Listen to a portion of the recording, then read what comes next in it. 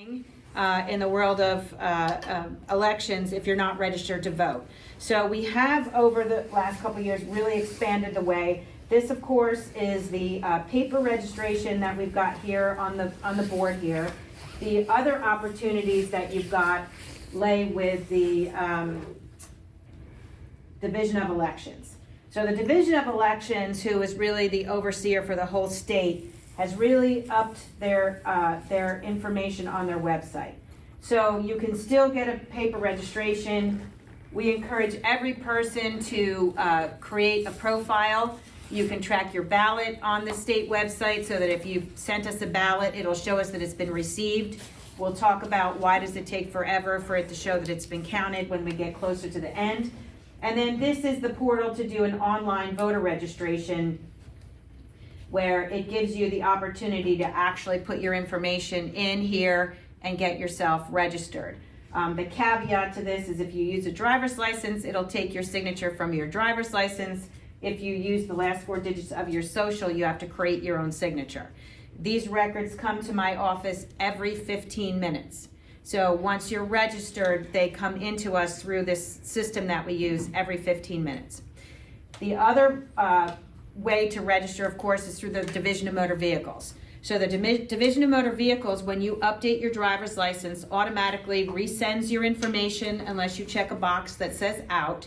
And then we got a couple questions, what happens to voters or, people who get a driver's license that aren't eligible to vote. They do go through a different screen, so they will not see the election registration screen if they are here getting an identification card and they're not a citizen and qualified to vote. Those records come to us the next day. Come on in, sit down.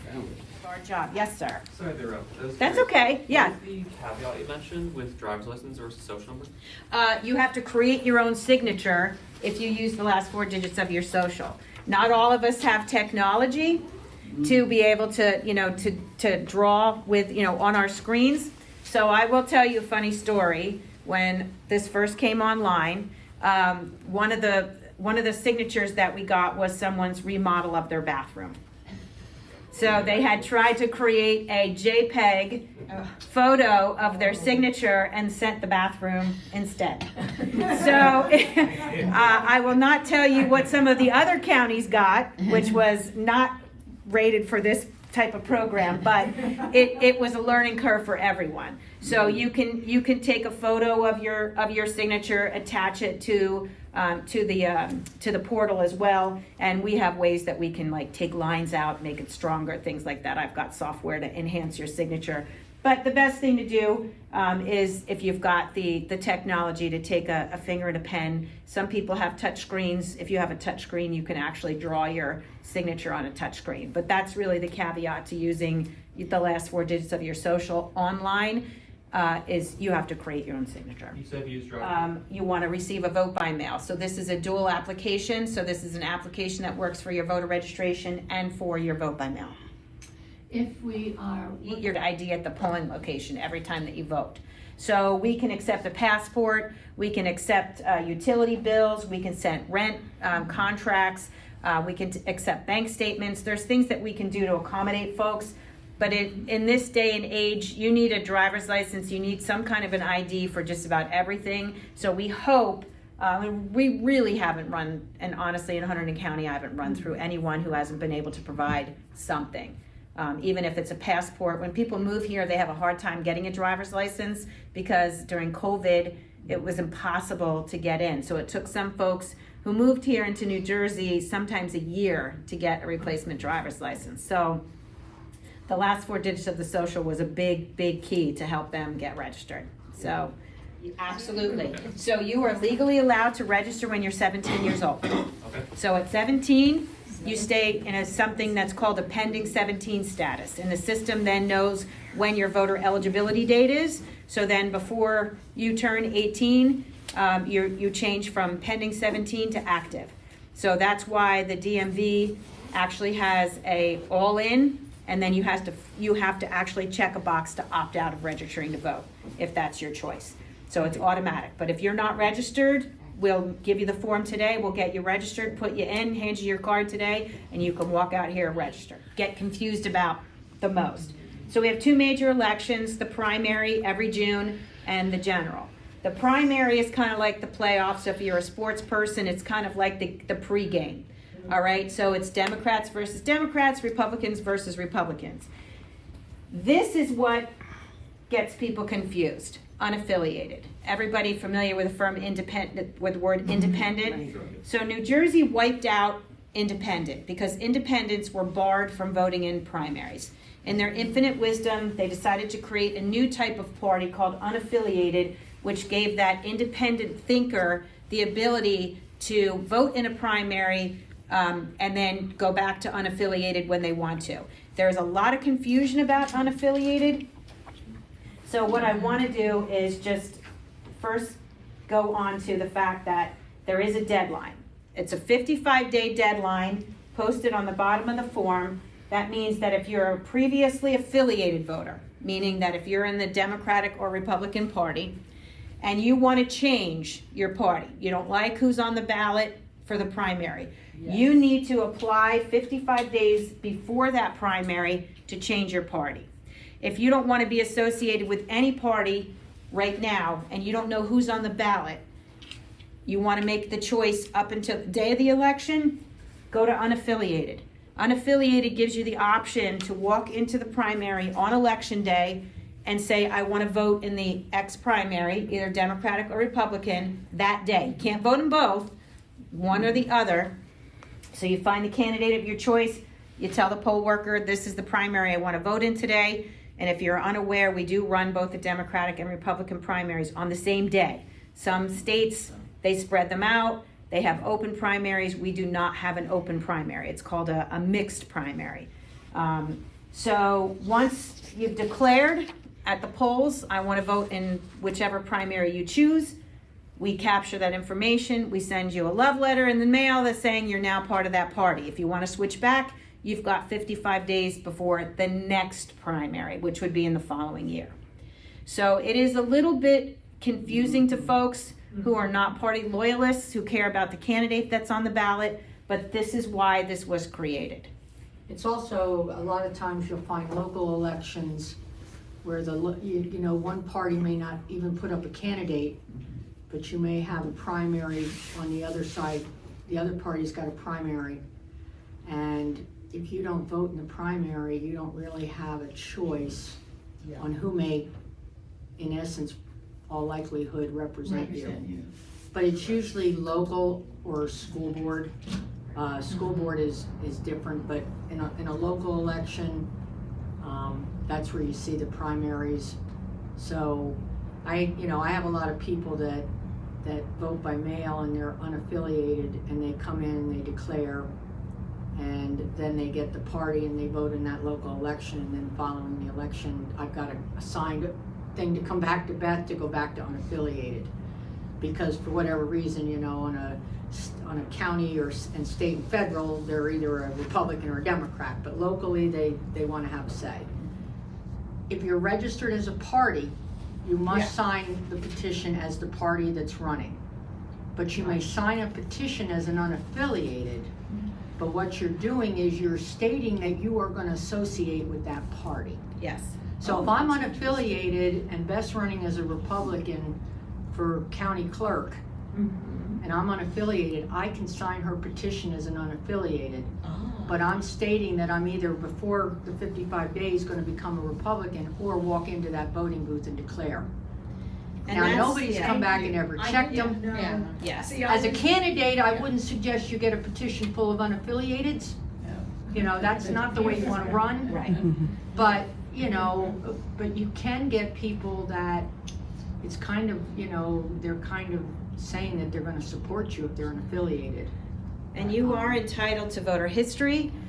You are entitled, so right now we're getting inundated with the candidates who are running, getting their district Republicans and Democrats. And it's not that that's the mistake, but you should be reaching out to some independent, unaffiliated voters, because they can sign your petition. If you're lacking in signatures, the signature law has changed.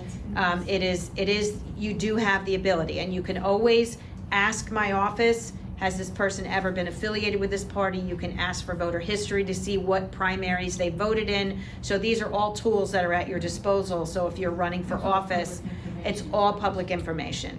Like you said, it's pretty confusing. Yes. So again, unaffiliated. You're not affiliated with any party. So if I am unaffiliated and I want to vote in a primary, I need to approach the poll worker or ask for a specific ballot by filling out this party change form. So if I'm a vote by mail voter, the law changed. You now have to declare before you get a ballot if you're unaffiliated. An unaffiliated voter walks into their polling location and says, I want to vote in the Democratic primary today. The poll worker checks them in, chooses Democrat on the poll pad, their card is activated, and then the ballot is activated, their voter history comes to my office from the electronic poll book, they now become a Democrat. Then they get a love letter from me saying you're now part of the Democratic Party. If you want to change, contact my office, and that's what really 3,000 to 4,000 people a year in a big election like this will do.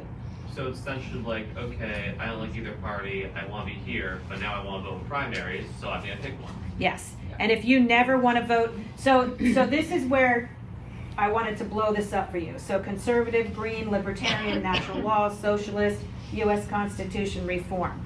All of those parties are blocked from voting in a New Jersey primary because they get on a ballot a completely different way. Mary can speak to that. So what we've done to kind of preempt, because a lot of people, if you pick libertarian or conservative, that may be your value, okay, as a Democrat or Republican, but it is an outside party that's barred from voting in a primary. So we this year decided to do better for the people who are confused, and we sent almost 1,000 letters out to all the people registered in the alternate parties, letting them know one more time, you cannot vote in a New Jersey primary. We've supplied them with a link to the website and a copy of this form with a return envelope so that they have a chance before April to switch parties. And we've processed a little over 100 since we sent them out. So, And I'm too, Let him finish. Yep, that's okay. Like, okay, so let's say it's the day of the election. Yes. And an affiliate walks in. Could they just say, hey, I want to vote Republican today? Yes, that's exactly what that's about. Okay. Absolutely. But then And they- walking out, you are a Republican. So unless you, Yes. unless you change yourself back. Can you change back the same day as well? Yes, you can, Okay. you can file the form with my office. You can leave the polling location, bring it here. Now, I'm not going to change your party until after the election's been certified. I can't do that. But I will change your party, and then you will get another letter in the mail. So you end up getting two. You'll get one that says you voted as a Republican, then a week later you'll get one that says you're now unaffiliated. There got certified by the state by having a percentage of voters registered with that party. Thank But you. they cannot vote in the primary. Municipal clerk, and what I'm supposed to do is, on a county level, you need 100 certified, qualified signatures. A qualified signature is a member of that party and or an unaffiliated. And I just count to make sure there's 100. I don't go through those signatures. But she's running against you and doesn't trust you. She pulls your petition. She runs it against the voter registration list. She sees Marin's a Democrat. She comes in and questions that. She's going to challenge that because there's a Democrat that signed the petition. So at that point, there's a challenge to the petition, and I have to go in and look, and then I say, oh, son of a gun. And then it gets rejected. And if you have to have 100 in the county and you're short one, that's the only thing you can't fix on a petition. So you would get thrown out. And you know where you see it happening a lot is on the state level. Yeah. They throw out governors, they throw out, Yeah. legislators, because those people scrub the petitions. And, that's where you'll see. And that's why it's important to do your research, get your lists, and that's what's happening to us right now. We get 5, 6, 7, 8 requests every day now to send out lists to folks who are running. So, The number of people running for office. So if you only have 2 county commissioners running for office and you've got 4 petitions circulating, you have to pick out the 2 that you want to run. And if they're on a joint petition, meaning 2 people because you can have a joint petition, you can't sign a joint petition and a single petition. And if you do, signatures on both petitions get tossed. Anyone's voting history that's Yes. not protected by Daniel's law? May I ask Correct. what Daniel's law is? So Daniel's Law was created from the tragedy of a judge's Judge Salas's son. son getting murdered. So anyone who is a judge and in law enforcement, they are kind of adding to this. This Daniel's Law was created to protect those people's addresses from coming out in the public. So you will get a voter list with a name on it, but the address is not there. And I was going to ask a couple other things because I'm taking a class on this next year, but I don't really know how, say, primaries versus general elections work the best. Like, so I guess if you can explain that. Yeah, so again, a primary election, they're all over the entire nation. Today is South Carolina's primary, and it's an open primary, completely different than what we have. Our primaries are the first Tuesday after the first Monday in June every year, and of course the general election is the first Monday after the first Tuesday in November in the whole nation. So a primary, again, is like a pregame. It's Democrats versus Democrats. Whoever wins on that side of the Democratic Party then advances to November and is on the ballot in November. Same thing with the Republicans. Whoever wins in the Republican primary will then advance to the ballot in November. November is kind of like a free-for-all. Anybody who's an independent candidate, socialist, green, conservative, U.S. Constitution, that they've met the qualifications through filing a petition will show up on that ballot in November. It is an open ballot. You can vote tic-tac, sideways, and whoever wins in the general is then going to take office in the next consecutive year. All right, so primaries is like you're picking one candidate, and then general election is like, okay, everyone's here, just pick one. The primary is picking out the Democratic and or Republican candidates. The parties are picking out their candidates that they want to represent them on the general ballot. Yes. So so right now you have Andy Kim and Tammy Murphy along with Campos Medina running for U.S. Senate. So there's a likelihood that all three of those will be on the Democratic Senate race. So the Democratic primary will pick, in the voting, the voters will choose who they want to represent the Democratic Party in November. And once it's November, it's like, okay, we already picked this candidate, so just vote for that candidate now. And then on the Republican side, we got Bashaw and we got Serrano. So one of the two of those will win the primary. So the general election will be against the winner of the Democratic primary and the Republican primary, along with any other party that wants to file as an independent candidate, which means that they did not go through the primary process. So, and at that point, the winner of the general becomes your U.S. Senator. Wait, so you said that? Age person, they've graduated, they're now in their late 20s, early 30s. You're still getting their sample ballot in mail, and you don't understand why. Well, because I don't have a GPS tracker on your kid. I have no idea what goes on in your life. And again, it is really the responsibility of the voter who exits the state to cancel their voter registration. So we need to start getting cooperation from family members. We have about 11,000 people in the state in this county that haven't voted in about 10 or more years. We do track a lot of these people, send them postcards. You can be registered forever and never vote. It's your right. And we do have a lot of people that are registered that just don't want to vote. And that's their privilege. But I think the age range 30 to 40 is the highest percentage of people in their late 30s, early 40s. The parents are older. They're still getting the sample ballot. The kids moved away. We are trying to partnership with somebody, with an organization called ERIC, but there is no national voter registration database. It doesn't exist. It is not reciprocal. So if I move to Pennsylvania and get a Pennsylvania driver's license, it does not cancel your New Jersey voter registration.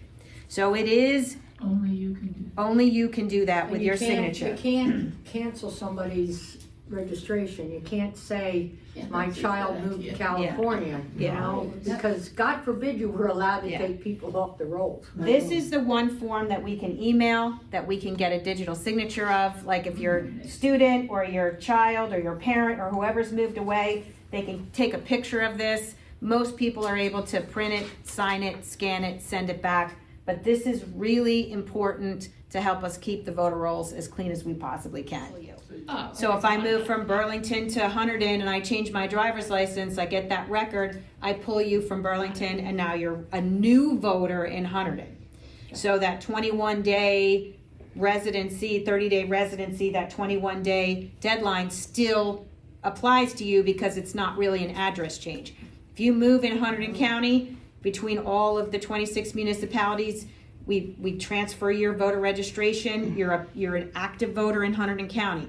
But if I move from Morris into Hunterdon, I'm a new voter in Hunterdon, I stay pending for 21 days. So I do have to abide by the 21-day deadline moving from county to county. Same Same thing. thing. Same election, only the thing that people don't understand is in a primary, you're voting for the electors.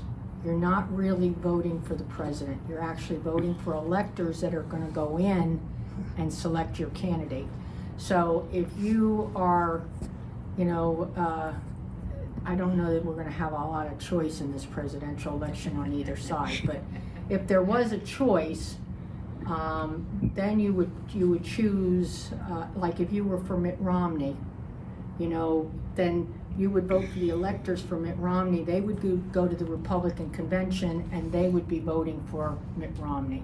So actually the RNC and the DNC actually, through the state, through the nationwide, pick the candidate. And that's what people, that's why you'll see Hillary Clinton won the popular vote, but she lost the election. Because the one part I kind of understood about, like, say, elections was that, okay, let's say a state votes 53% Democrat, 47% Republican. It depends on the amount of, it depends on the elector, how many seats they have to vote in the orange. I could sit here with you till next week and not explain to you how the parties work. 'Cause, they're so screwed up because we're trying to figure out what they're doing with the ballot. So, I hope you go grab like 50 of your friends and get them at least this much interested as you are, because you're really asking some really great questions. Yeah.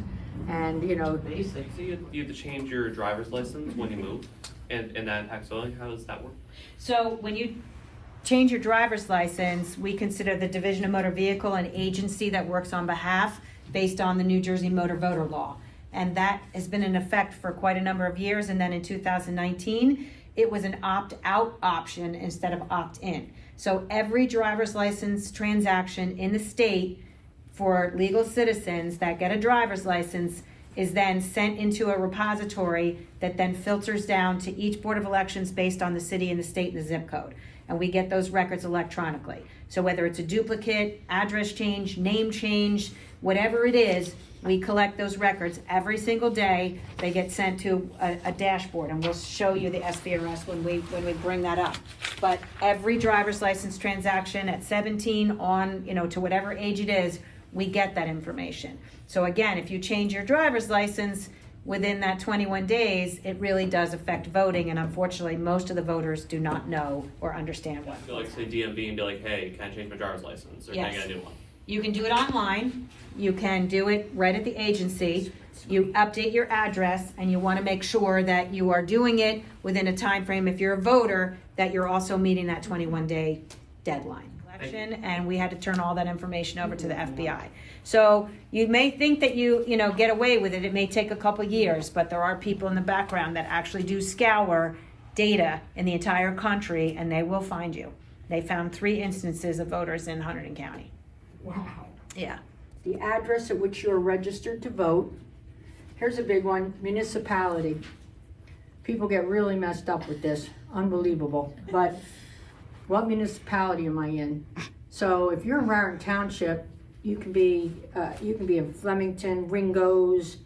You can be all over. Reddington's even worse because you can be Lebanon, White House Station. White House Station. Yeah. Three Bridges. Yeah. Three Bridges, yeah. But to me, it doesn't matter. If I see Flemington and you come up registered in Raritan Township or Delaware Township or Reddington Township, it's fine. Or if you want to put Raritan Township, that's fine too. And now this one, if you want it mailed to your address, you just check this box. If you have a different address, for example, you might have a post office box. Now that should be in your registration, but if you recently opened a post office box, it never hurts. Family member outside the state, whatever, you're not gonna be here. You wanna put in the address where you want that ballot to be mailed to. My only ask is that you do not put a different address out of state for an all future, because I won't accept it. And I won't accept it because these college kids do this to me, and they come in, and I know that the next election, they're not gonna be at that address, and I just turn around and I get them all back. And it costs about $3.25 to put together one of these ballots. So the worst case scenario is I send it home to the kids, and the parent goes tracking the kid down with the ballot. So at least I know the kid will vote. But please, if you're, and then the other thing, go to Florida and you put your Florida address there, ballots have to be in the mail 45 days prior to an election. So this year, my intent is to have all the primary ballots in the mail by April 20th and all the general ballots in the mail by September 20th. So if you put Florida and you're not gonna be there till the 15th, your ballot's gonna go to Florida, gonna go down, it's gonna come back, and then I'm gonna call you, and you're gonna say I'm home, and then I have to mail it to your house.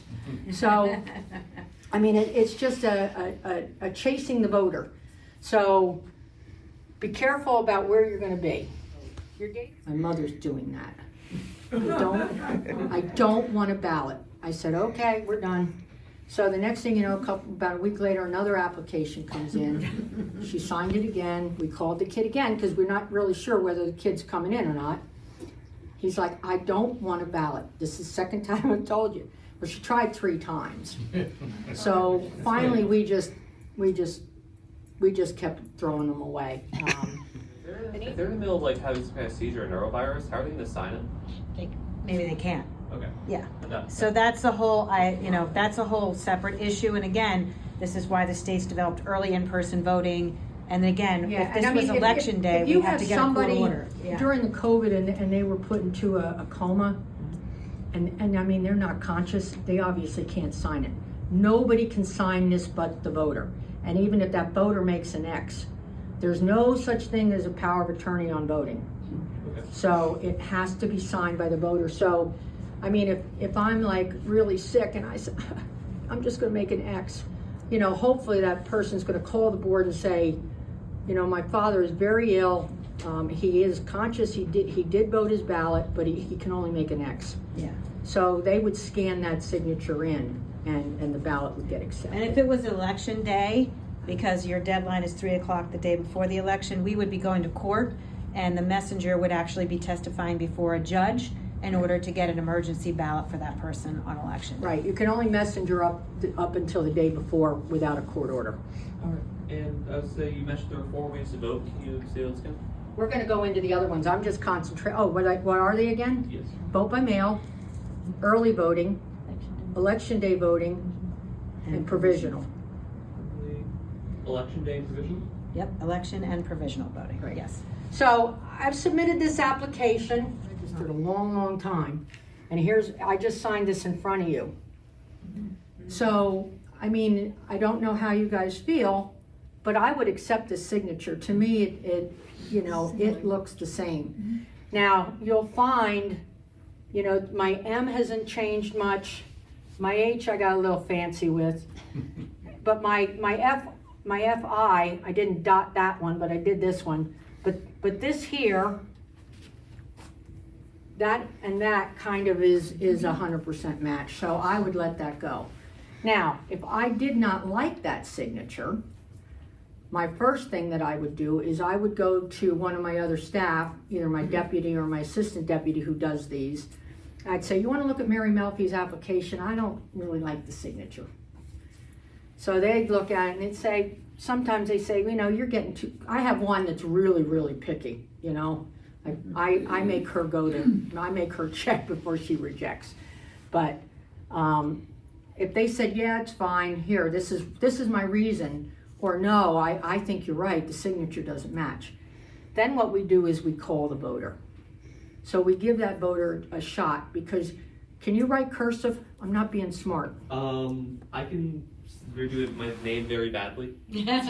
Okay, They so. did not teach it well in the curriculum at Yes. all. Like, they gave us this really bad app that nobody used on like an iPad, and they're like, "Yep, we taught it. We're doing good, guys." Yeah. It's like nothing in LA class are like. So your generation and the generation that registered online with motor vehicle or the Secretary of State's office is the hardest for us, because it says you're supposed to sign your name. So, I mean, there are some times that they print, but if the print actually matches the voter registration, we let it go, But printing is usually different, more so than a signature.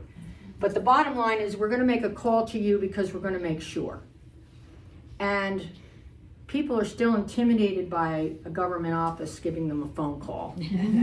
So if they in fact didn't do that, they're gonna be honest, just like that kid was. I didn't do that, Or they may say, that is my signature. I don't really write cursive. I tried to sign it.